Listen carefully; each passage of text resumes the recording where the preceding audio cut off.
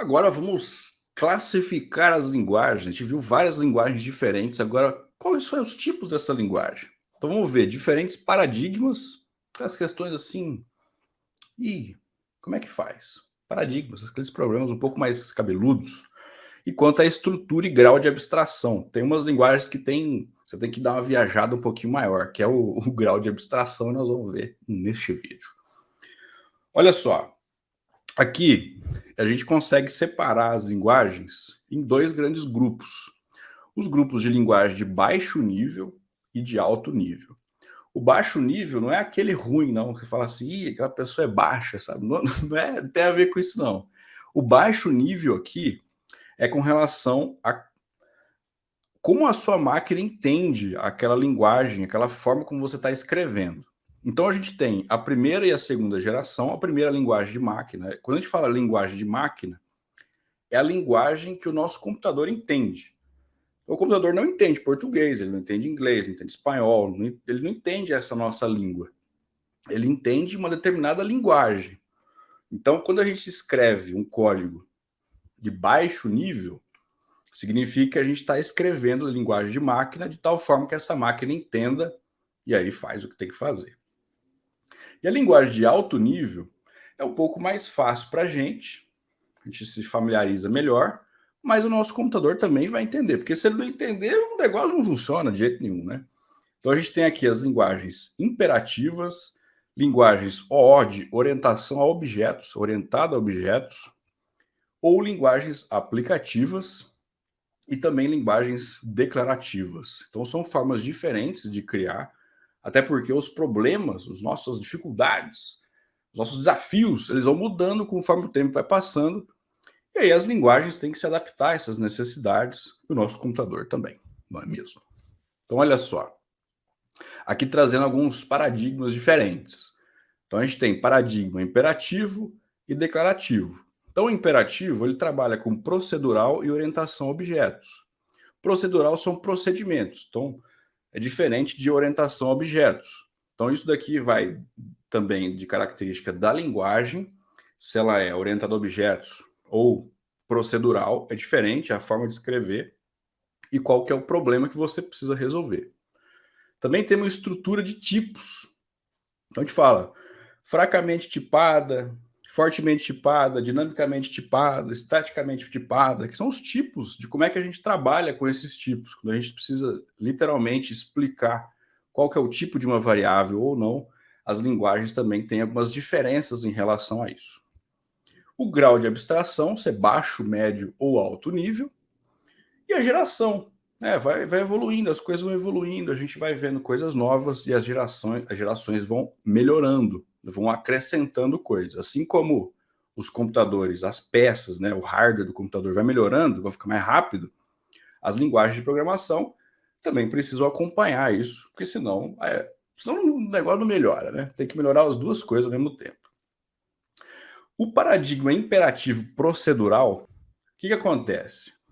São atribuições, sequências de comandos, laços de repetição e comandos condicionais que fazem parte desse paradigma.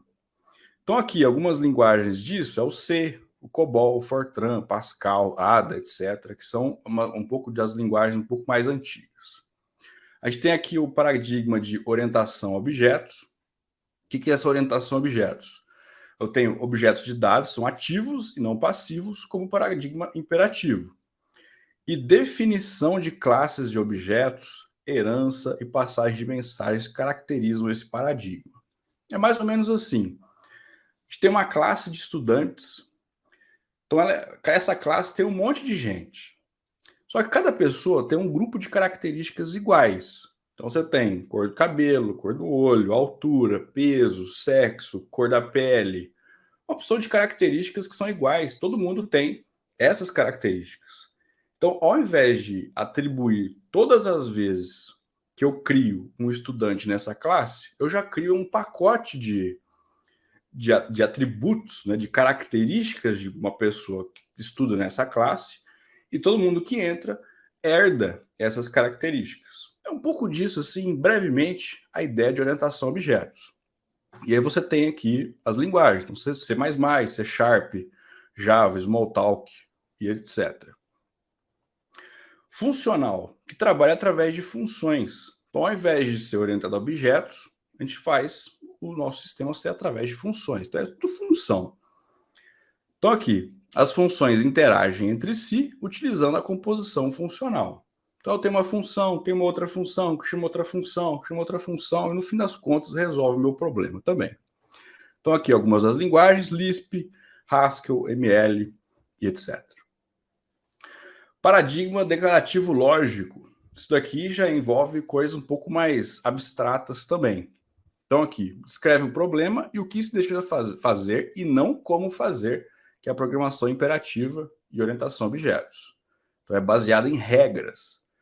Então, aqui uma imagem interessante, fala assim, nossa, o que significa isso aqui? Né? O Prolog, um exemplo disso é o Prolog. Se você pesquisar no Google, você vai ver que tem muita coisa envolvendo Prolog, dessas questões de regras também, um pouco mais de baixo nível. Tipos. A estrutura de tipos é o seguinte, quando eu falo que é fracamente tipada, o tipo das variáveis não é definido. Então, por exemplo, PHP.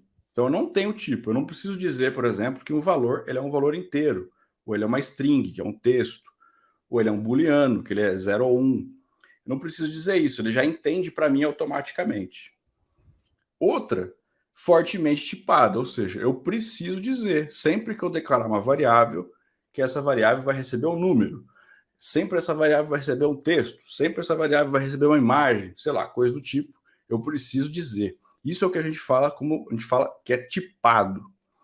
A gente tem dinamicamente tipada, que de acordo com o valor que você está atribuindo para aquela variável e de condições ali, você consegue mudar isso. Então, exemplo do Python e do Ruby, né, que são as linguagens um pouco mais modernas. E estaticamente tipada, que é aquilo lá para sempre, né? Um exemplo de Java e C. Se você precisar mudar o tipo de variável, você tem que criar uma outra variável e achar uma brecha no sistema para isso. Grau de abstração. Então a gente tem baixo nível, médio nível e alto nível. Também, né, com relação a quanto mais alto, mais próximo da linguagem dos seres humanos. Essa que é a ideia. Então quando a gente fala baixo nível, é o computador, o que ele entende lá, com bits, né, 0 e 1, uma sequência de ligados e desligados. Aí, mas para a gente é difícil trabalhar com isso. Aí a gente sobe um pouquinho, aí vai para o nível médio. Aí alto nível, a gente está trabalhando aqui já na nossa ideia, né, de sempre ficar um pouco mais simples para a gente, até porque a gente é que tem as ideias, não é mesmo? Não é o computador. Espero que você tenha gostado. Valeu e até a próxima.